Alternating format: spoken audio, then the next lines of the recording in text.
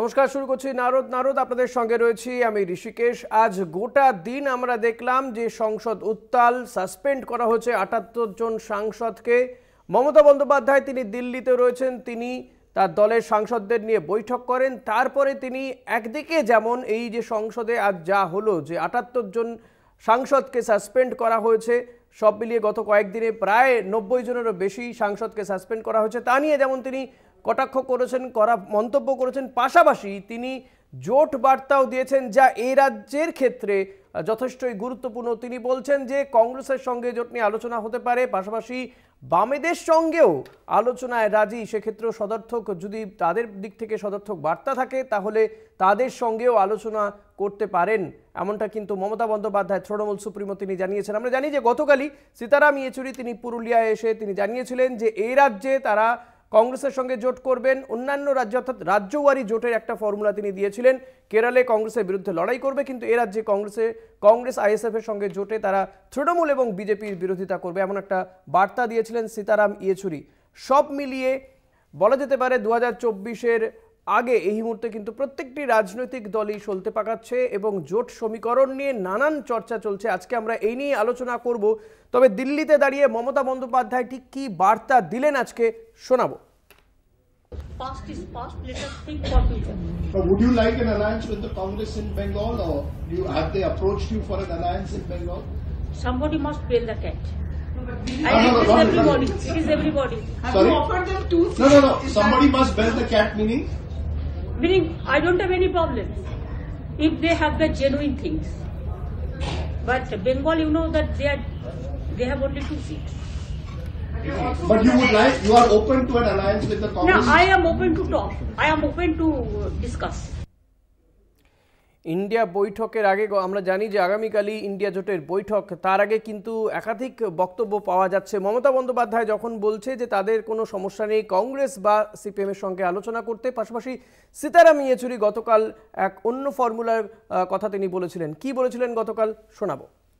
यह हर राज्य के अंदर अलग अलग परिस्थिति होगी और अलग परिस्थितियों के आधार पर निर्णय लिया जाएगा। बंगाल के अंदर हमने पहले ही स्पष्ट किया था, यहाँ पर लेफ्ट यानी वामपंथी, कांग्रेस और बाकी जितने धर्म के साथी हैं, पार्टियां हैं, शक्तियां हैं, वो सब मिलकर लड़ेंगे आपके भाजपा और तृणमूल कांग्रेस के खिलाफ। আচ্ছা, এই নিয়ে আমরা আলোচনা করব। আমাদের সঙ্গে রয়েছেন জয়ন্ত দাস, প্রদেশ কংগ্রেসের মুখপাত্র, আপনাকে স্বাগত জানাবো। রয়েছেন সিপিআইএম নেতা ত্রিদীপ চৌধুরী, আপনাকেও স্বাগত। পাশাপাশি রয়েছেন তৃণমূল কংগ্রেসের পক্ষ থেকে অভিজিৎ চৌধুরী। অভিজিৎবাবু, আপনাকেও স্বাগত জানাবো। আমি প্রথমেই জয়ন্তবাবু আপনার কাছে আসব। এই যে মমতা বন্দ্যোপাধ্যায়ের যে বার্তা দিল্লি থেকে জোট নিয়ে কংগ্রেসের সঙ্গে আলোচনায় রাজি, সিপিএমকে নিয়েও সদর্থক বার্তা তিনি দিয়েছেন, অর্থাৎ বামেদের দিক থেকে যদি কোনো ধরনের বার্তা পান তাদের আলোচনা করতে রাজি আছেন তিনি, কি বলবেন আপনারা?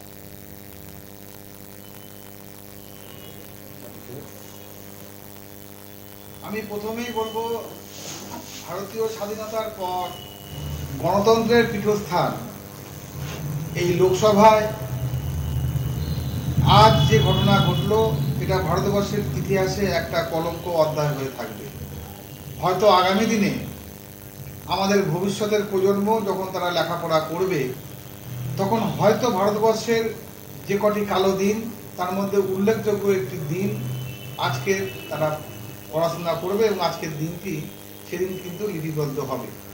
নিঃসন্দেহে নিন্দা করার মতন বিষয়। আমরা যদি আজকের বিষয়ে আসি, আমরা এই পর্বে খুবই কম সময় পাই, যদি আজকের বিষয়ে নজর দিই আমরা, মমতা বন্দ্যোপাধ্যায় যে বার্তা দিয়েছেন, আপনারা কি হাত বাড়িয়ে দেবেন?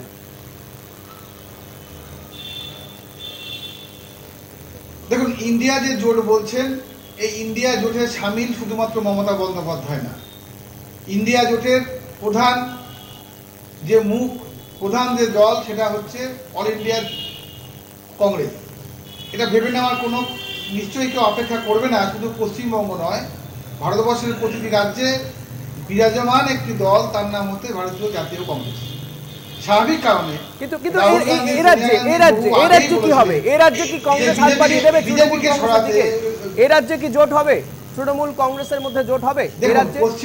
পশ্চিমবঙ্গ ভারতবর্ষের থেকে বিচ্ছিন্ন, বলি পশ্চিমবঙ্গ ভারতবর্ষের থেকে বিচ্ছিন্ন কোনো জায়গা নয়। ইন্ডিয়ার জোটটা তৈরি হয়েছে পশ্চিমবঙ্গকে দেখে নিশ্চয়ই নয়। এটা আপনিও জানেন, আমিও জানি, বা আমাদের যারা সতর্ক বন্ধুরা আছে তারাও জানে।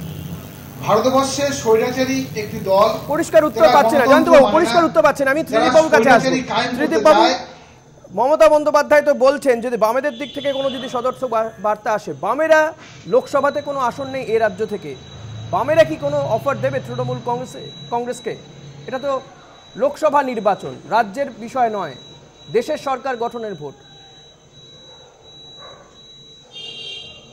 দেখুন, জোট নিয়ে মুখ্যমন্ত্রী যা বলছেন সে বিষয়ে গতকাল আমাদের জেলাতেই আমাদের দলের সাধারণ সম্পাদক কমরেড সীতারাম ইয়েচুরি তার বক্তব্য খুব পরিষ্কারভাবেই বলেছেন এবং আমাদের রাজনৈতিক দল হিসাবে আমাদের পার্টির যে স্ট্যান্ড সেটাও খুব পরিষ্কার। ফলে এই নিয়ে মমতা ব্যানার্জি কি বার্তা দিলেন, আমাদের দল কি সিদ্ধান্ত নেবে, সেটা অবশ্যই দলের যে স্তরে এই সিদ্ধান্ত নেওয়া হয় তারাই সেটা ঠিক করবে। কিন্তু জোট শুধুমাত্র নির্বাচনে জেতার কোথাও গিয়ে মমতা বন্দ্যোপাধ্যায়ের এই বার্তার পরে আপনাদেরকে ভাবাচ্ছে না? বিষয়টি আপনাদেরকে ভাবাচ্ছে না?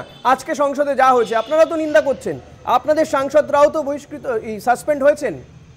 অবশ্যই অবশ্যই অবশ্যই নিন্দা করছি, শুধু এই জন্য নিন্দা করছি তারপরে মমতা বন্দ্যোপাধ্যায়ের আজকে যে বক্তব্য, নারদা কাণ্ডে তদন্ত চেয়ে এই বিধানসভাতে, এই রাজ্যের বিধানসভায় দেবলীনা হেমব্রম, সুশান্ত দেশরারা মার খেয়েছে। হ্যাঁ, ঠিক আছে, মানে আপনাদের কাছে দেশের স্বার্থ আগে নয়? আমাদের রাজ্যেও এই ঘটনা ঘটেছে বিধানসভাতে। কে বলছে দেশের স্বার্থ আগে নয়? দেশের স্বার্থেই তো আগে লড়ছি। দেশের স্বার্থ মানে তো নির্বাচনে আসন জেতা না। নির্বাচনে আসন না পেলে আপনারা তো সংসদে যেতে পারবেন না, প্রতিনিধি পাঠাতে পারবেন না, তাই নয় কি? বুঝতে পেরেছি আপনার বক্তব্য। অভিজিৎ বাবু কি বলবেন? অভিজিৎ বাবু কি বলবেন? যেখানে সীতারাম ইয়েচুরি বলছেন যে এ রাজ্যে বাম কংগ্রেস তৃণমূলের বিরুদ্ধে লড়াই করবে, স্বার্থে লড়াই, জনগণের স্বার্থে। বেশ, আসবো ত্রিদীপ বাবু, আসবো অভিজিৎ বাবু। আচ্ছা, আমি বলি, কলকাতা টিভির সমস্ত দর্শককে আমার তরফ থেকে নমস্কার জানাই এবং সেই সঙ্গে আজকে ভারতবর্ষের ইতিহাসের গণতন্ত্র যে হত্যা হয়েছে তার জন্য আমি ধিক্কার জানাই ভারতবর্ষের যে সরকার আছে তাদেরকে। এবার আজকে কলকাতা টিভির এই যে প্রাসঙ্গিক বিষয় নিয়ে আজকে যে 2024 সালকে সামনে রেখে, লোকসভা নির্বাচনকে সামনে রেখে যে একটা প্রাসঙ্গিক বিষয়কে নিয়ে আজকে আপনারা আলোচনা করছেন, সেই জন্য অসংখ্য ধন্যবাদ। এবার আসি আজকের বিষয়ে, যে সীতারাম ইয়েচুরি কি বললেন, আমার তার থেকে গুরুত্বপূর্ণ হয়েছে মমতা বন্দ্যোপাধ্যায় কি বললেন এর উপরে। এখন 2019 সালের লোকসভা নির্বাচন অথবা 2021 সালের বিধানসভা নির্বাচনের যদি আমরা রেজাল্টটা একটু দেখি, সেখানে দেখব এখানে কিন্তু কংগ্রেস, বিশেষ করে পশ্চিমবঙ্গে কংগ্রেস এবং সিপিএম উভয়েরই কিন্তু কোনো প্রাসঙ্গিকতা নেই। এখন বিষয়টা হচ্ছে, এখন হাত কাস্তে ধরবে না কাস্তে দিয়ে হাত কাটবে, এটা আমাদের প্রসঙ্গ নয়। প্রসঙ্গ হচ্ছে ভারতবর্ষের সার্বভৌমত্ব এবং গণতন্ত্র। এখন বিষয়টা হচ্ছে ভারতবর্ষের বুকে ইন্ডিয়া জোট বিভিন্ন দলকে নিয়ে তৈরি হয়েছে, কিন্তু আপনারা কি এই হাত কাস্তে হাতুড়ি তারা সবাইকে নিয়ে একসঙ্গে চলতে পারবেন? এই রাজ্যে সবাইকে নিয়ে চলতে পারবেন? আমি গোটা ভারতবর্ষের ক্ষেত্রে মমতা বন্দ্যোপাধ্যায় যে কথা বলেছেন যে বিন্দু বিন্দু মিলেই হচ্ছে সিন্ধু। এখন এই রাজ্যের ক্ষেত্রে আবারও আসবো, এই আলোচনায় আসবো এবং নিঃসন্দেহে এই প্রশ্ন তো থাকবে।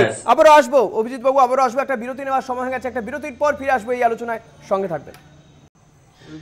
ফিরলাম বিরতির পর, দেখছেন নারদ আপনাদের সঙ্গে রয়েছি, আমি ঋষিকেশ। আমি জয়ন্তবাবু আপনার কাছে আসবো এবং আপনি যেটা বলছিলেন গোটা দেশের নিরিখে বিরোধী দলের মধ্যে যদি দেখা যায় তাহলে কংগ্রেসকে আপনি এগিয়ে রাখছেন এবং শক্তিশালী দল কংগ্রেস নেতৃত্ব দেওয়ার ক্ষেত্রেও বলছেন, কিন্তু 3 রাজ্যে যে ভোটের ফলাফল তারপরে কংগ্রেস কি আর এই দর কষাকষির জায়গায় থাকবে? 3 রাজ্যের ফলাফলের কি হয়েছে? কংগ্রেস তো হয়তো সিটের নিরিখে কংগ্রেস হয়তো পিছিয়ে গেছে, কিন্তু ভোটের নিরিখে তো কংগ্রেস এগিয়ে। এটা তো আপনিও জানেন, আমরাও জানি যে 10 লক্ষ ভোট কংগ্রেস বেশি পেয়েছে।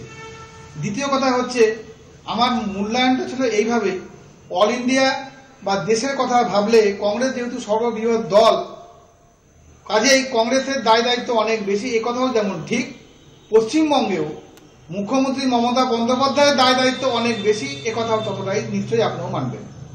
পশ্চিমবঙ্গে যখন আমরা দেখি, তখন দেখি দিল্লিতে 8-5টা দলের সঙ্গে যখন নাকি বৈঠক হয় তখন তিনি দোস্তি করছেন, আর পশ্চিমবঙ্গে যখন নিরিখে আসি তখন বাম কংগ্রেসের বিরুদ্ধে তিনি কুস্তি করছেন। বেশ, কি বলবেন অভিজিৎ বাবু, কি বলবেন? অভিজিৎ বাবু কি বলবেন, যে কথা যে অভিযোগ করছেন জয়ন্ত বাবু? আসবে জয়ন্ত বাবু, অভিজিৎ বাবু কি বলবেন? হাজার কর্মীরা এখনো পর্যন্ত তারা জেলে আছে। কিন্তু আমি একটা কথা বলি, কংগ্রেসের যিনি দাদা আছেন, আমি বারবার বলি আজকে কংগ্রেসের যে চরিত্রটা আমরা পশ্চিমবঙ্গে দেখতে পাই, আজকে ভারতবর্ষের কৃষক আত্মহত্যা থেকে শুরু করে আজকে সাধারণ নাগরিকের যে অধিকার, তার বিরুদ্ধে কিন্তু আমাদের প্রদেশের যারা কংগ্রেসের নেতা আছে তারা বলেন না, তারা তৃণমূল কংগ্রেসের বিরুদ্ধে বলেন। সুতরাং আমি মনে করি যে পশ্চিমবাংলা যারা কংগ্রেসী নেতৃত্ব আছেন তারা অ্যাকচুয়ালি বিজেপির বি টিম হিসেবে এখানে পশ্চিমবাংলায় কাজ করে। অনেকবার সাসপেন্ড হয়, দিল্লিতে গ্রেপ্তার হয়, কিন্তু এখানে কোনো নেতা দিল্লিতে গ্রেপ্তার হয় না। মমতা বন্দ্যোপাধ্যায় ভারতবর্ষের বুকে এখন সব থেকে প্রতিবাদী মুখ। নরেন্দ্র মোদীর বিরুদ্ধে যদি একটা মুখ সারা ভারতবর্ষে লড়াই করে, সেটা যে ক্ষেত্রে নরেন্দ্র মোদীর বিরুদ্ধে লড়াই করতে গেলে মমতা বন্দ্যোপাধ্যায় একমাত্র মুখ এই মুহূর্তে দাঁড়িয়ে। ত্রিদীপদা, বামেরা কি মনে করে ক্ষেত্রে? বেশ, বুঝতে পেরেছি। সবচেয়ে বড় জোক এটা হচ্ছে এই মুহূর্তে সবচেয়ে বড় জোক।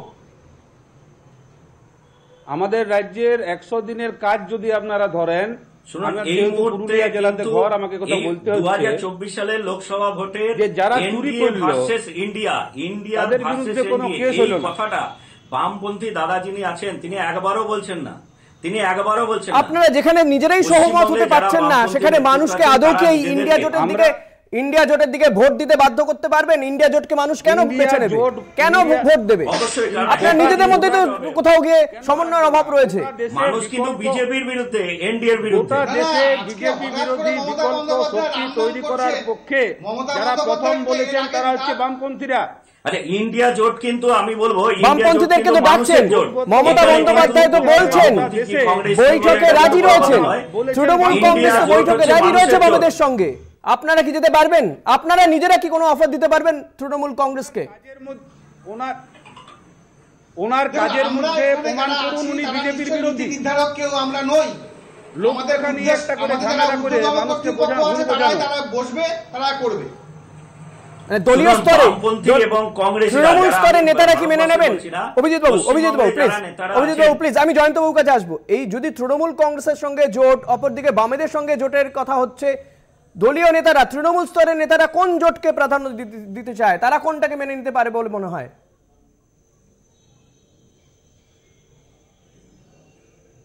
গোটা দলটা চোরে পরিপূর্ণ, সেই দল আবার কার সাথে জোট হবে, কি হবে, এই নিয়ে আলোচনা কোনো জায়গা আছে নাকি?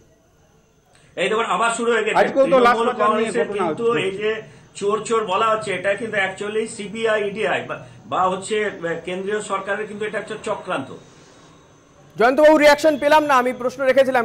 যদি আমাদের বলে দিলে তো হলো না, এরা কোনো অনুষ্ঠান এখানে শেষ করতে হবে কিন্তু বলা যায় না। সরকারের গোটা বলছো, দেখুন জয়ন্তবাবু, আপনাকেই বলেছিলাম তৃণমূল কংগ্রেসের তৃণমূল স্তরের নেতারা কি মেনে নেবেন? কোন জোটকে প্রাধান্য দেবেন? একসঙ্গে এতদূর কথা বলবেন, অভিযোগের সময় নেই, প্লিজ বলুন। আলোচনা ডেকেছেন, আপনারা আলোচনা ডেকেছেন, আমরা তিনজনই বন্ধুরা এখানে আলোচনায় অংশগ্রহণ করছি, কিন্তু আমরা কেউই কিন্তু পার্টির নীতি নির্ধারক কেউ নই। আমাদের মুখপাত্র আপনারা তো পার্টির হয়ে কথা বলবেন। যদিও আজকে আর কথা বলার সময় নেই, আমি প্রশ্ন রেখেছিলাম, উত্তর পাইনি আপনার কাছ থেকে। আজকের মতো এখানে শেষ করছি। তিনজনকে অসংখ্য ধন্যবাদ আমাদেরকে সময় দেওয়ার জন্য। ধন্যবাদ আপনাদেরকেও যারা এই অনুষ্ঠানে এতক্ষণ দেখছিলেন। পরবর্তী খবর জানতে দেখতে থাকুন কলকাতা টিভি রাত 3 7 দিন।